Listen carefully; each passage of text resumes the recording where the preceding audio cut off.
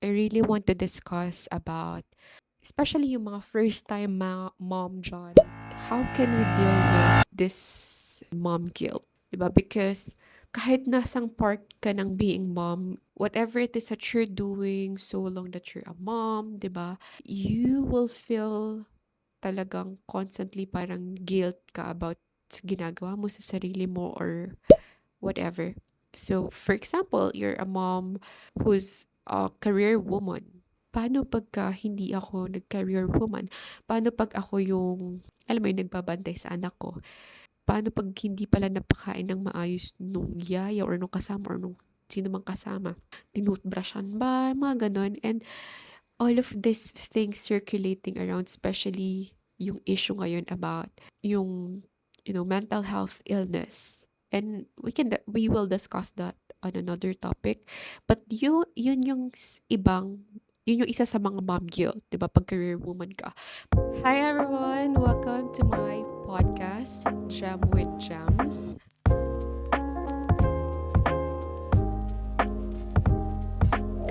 Paano pag ako yung nag-aalaga sa kanya, mas okay ba? Or ako na lang kaya, ganyan. Tapos, on the other hand, kapag alam mo yun, stay-at-home mom ka naman, there is this parang, paano pag nag-work ako? Paano pag nakaka-contribute pala ako sa finances namin?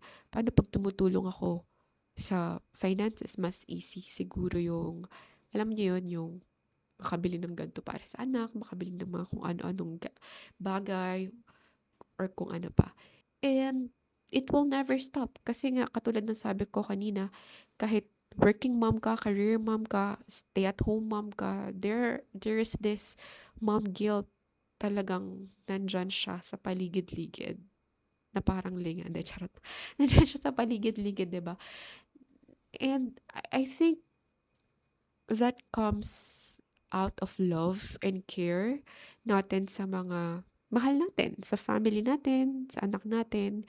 Hindi lang naman tayo nagigilt because sa anak natin eh. Nagigilt tayo dahil din sa asawa na, alam mo yung feeling, yung mom guilt is, nandyan siya for me again because you care and love for your family, for that person, 'di ba? And ako siguro isa sa share kong stories about mom guilt is example kapag kunwari makikita ko yung bahay or pupunta kami sa isang bahay tapos same kami parang may anak kami, mommy din siya, may toddler siya, or yung kapitbahay namin, ganun na lang. 'Di ba? Pumasok ako sa bahay nila, nakikipaglaro kasi yung anak ko, tapos nakita ko yung bahay nila. Oh, ang linis ng bahay nila.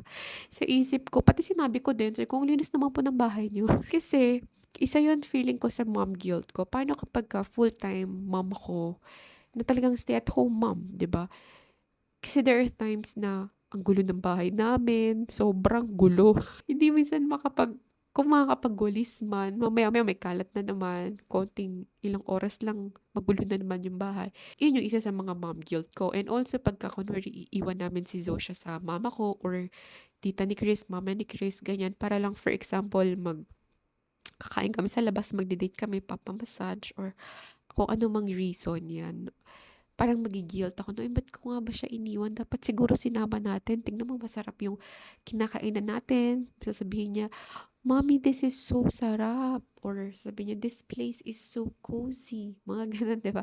Parang, oh, may guilt moment talaga eh. Parang, any time of the day, any day, ganyan. So, yun yung isa sa mga masasabi kong mom guilt ko. And I think it revolves around, let's discuss top three things that I think consider and adds up dun sa mom guilt natin, 'di ba? So for me, number one just dyan is yung society. Kasi 'di ba, society expects every mom to do all things at the same time, 'di ba?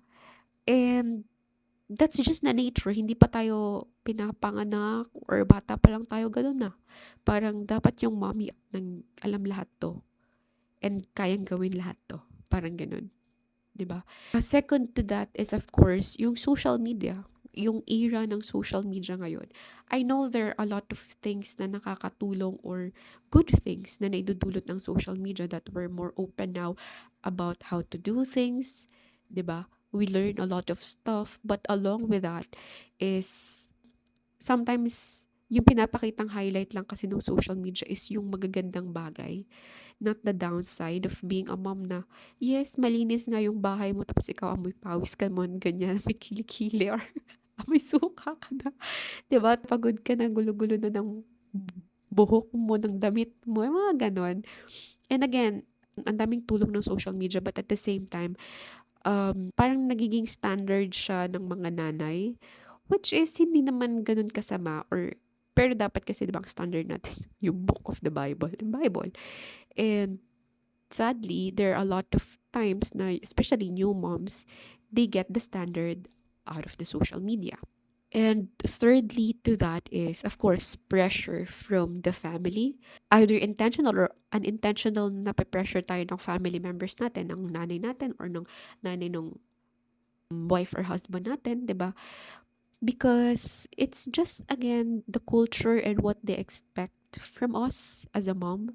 And nung naging mom nga ako, parang dun ko na-realize na, oo nga no, medyo may parang weight sa side ng mga mommies. The reason I said that is because, of course, parang eto, sa social media na lang, 'di ba? Parang pag nag-post, pinicturan mo yung asawa mo na tinututbrushan yung anak mo or pinaliliguan, a lot of praises there. Na, oh, pinaliguan ko siya ngayong hapon. Tapos sabihin ng mga, yung tatay yun na pinaliguan niya anak niya. Tapos sasabihin ng, of course, good comments. Oh, ang galing naman. Hands-on si daddy. Very hands-on magpaligo. Bango-bango ni baby, mga ganyan. Pero pag nanay yung nag-post, katapos lang namin maligo. Yun na yung mga comments. Bakit hapon mo pinaliguan? Bakit umaga mo pinaliguan? Bakit isang oras mo pinaliguan? Bakit 30 minutes mo lang pinaliguan? Bakit 5 minutes mo lang pinaliguan? Mga ganong bagay na, 'di ba? Ang dami ng like say a lot of things. And as a mom, parang syempre mafe-feel din na, ay, oo nga no, siguro tama siya kasi meron na siyang 5 kids, meron na siyang 3 kids, 2 kids, number of kids, yung anak niya, teenager na ngayon, high school na. Pero mga ganong moment tayo na, oo nga no, parang mali yata yung ginawa ko. But then again, that sets the tone na parang pagka yung dad, yung husband ang gumawa, all the praises was given. But if it's on the mom who's just trying to be a mom, first time mom, walang experience as a mom, all we get is sometimes critics. Diba? Instead of, maybe next time, what you can do is this and this. So that next time it will be more fun na paliguan yung anak mo, or try this mommy, give them book while you toothbrush them. Bakit hindi na lang kaya ganun, diba? Instead of insisting what other moms know. So I think that's one of the causes or reason why there we as a mom really felt the weight on our back, on our shoulder, 'di ba? Nagigilt tayo kung tama ba yung ginagawa natin as a mom, 'di ba? And I think also that's a double standard. Kasi again, if it's the dad doing it, they get the praises, 'di ba, the attentions or whatever it is, the praises eventually. But if it's a mom, critics mostly. And that's just the thing right now that we live in. I don't literally say that's a bad thing. We can really get good feedback from it, especially first time mom. But again, don't be too harsh on yourself, mommies, first time moms. Give yourself a break. Na you as a mom, trust your instinct, trust yourself that you know what you're doing for your kids are the best for them. Kasi walang ibang makakaalam nun kundi ikaw lang as a mom. It's called mom instinct, mother instinct, right? So instead of us trying to ask ourselves repeated question like, am I doing enough for my kids? Am I doing enough as a wife or a husband or whatsoever?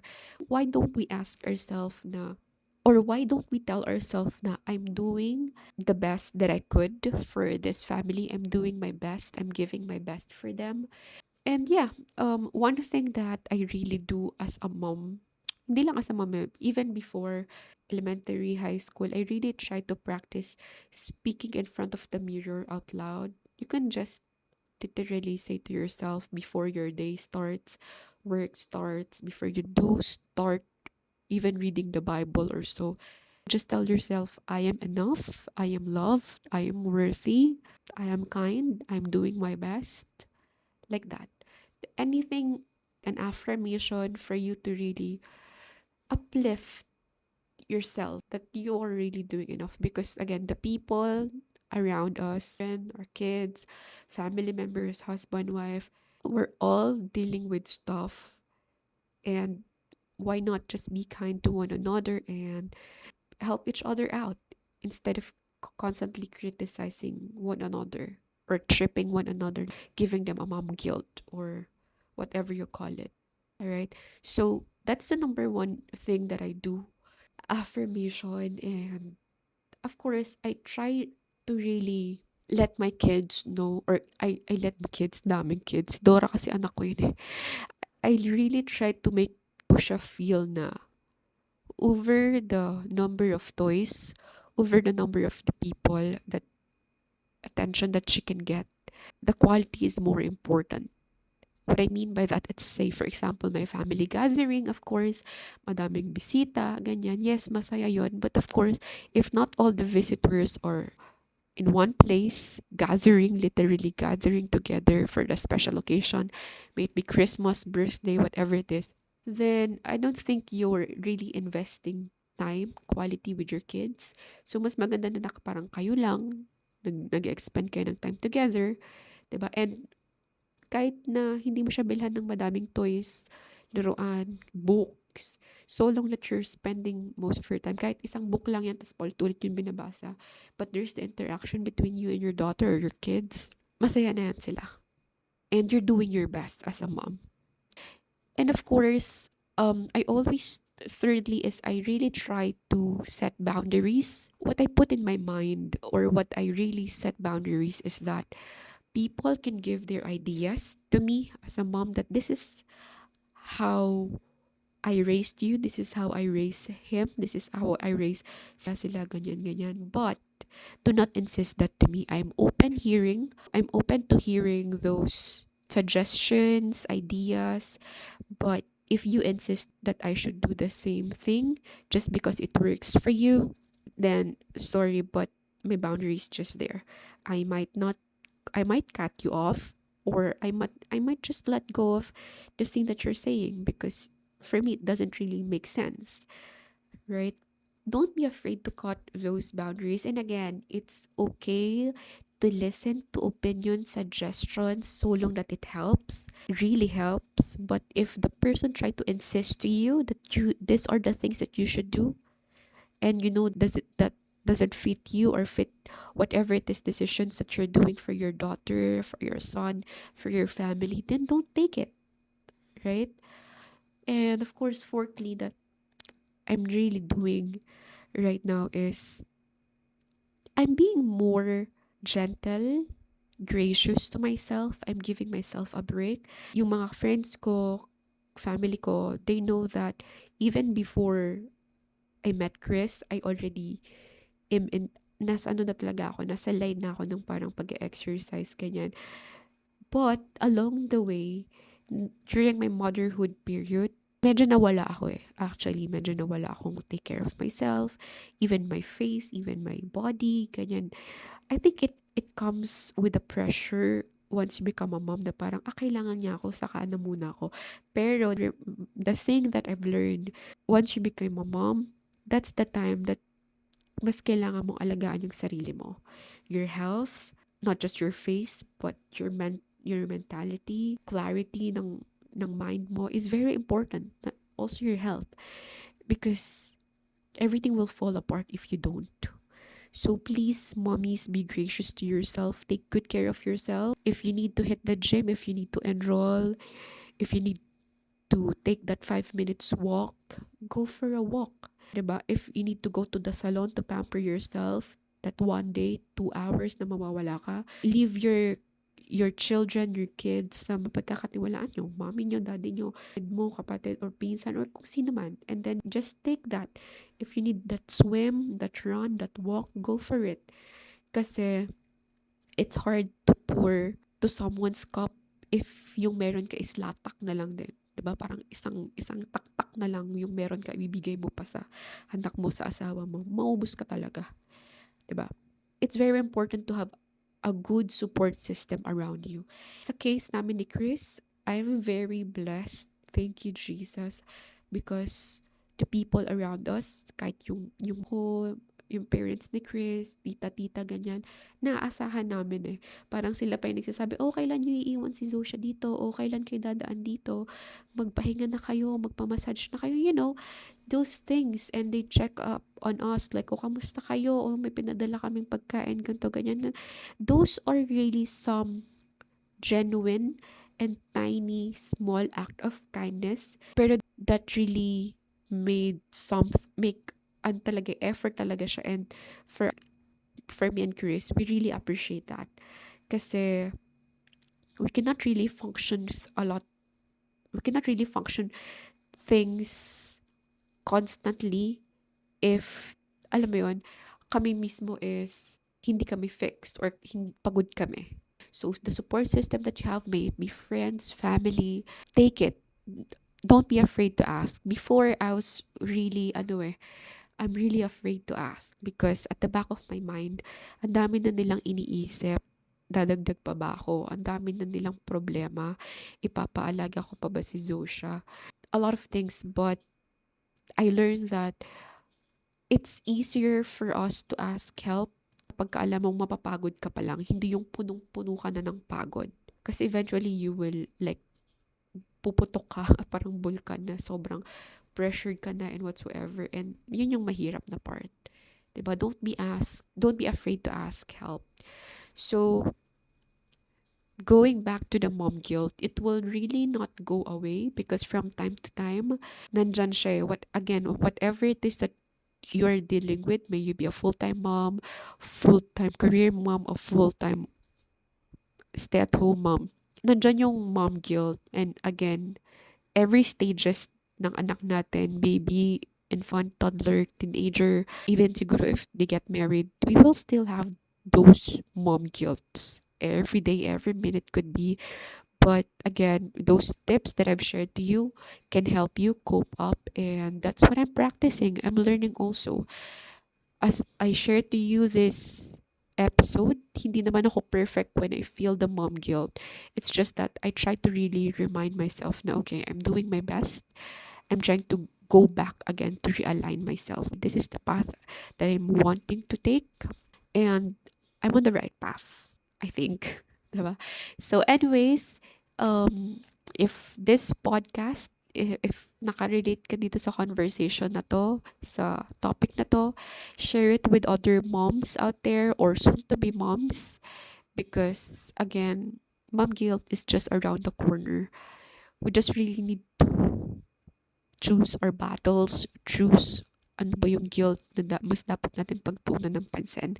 And don't forget to talk not just to God, but also to yourself. Be gentle and gracious to yourself. All right, have a great day, everyone. Subscribe and like Jam with Jams for more informative conversation, relatable scenarios like this.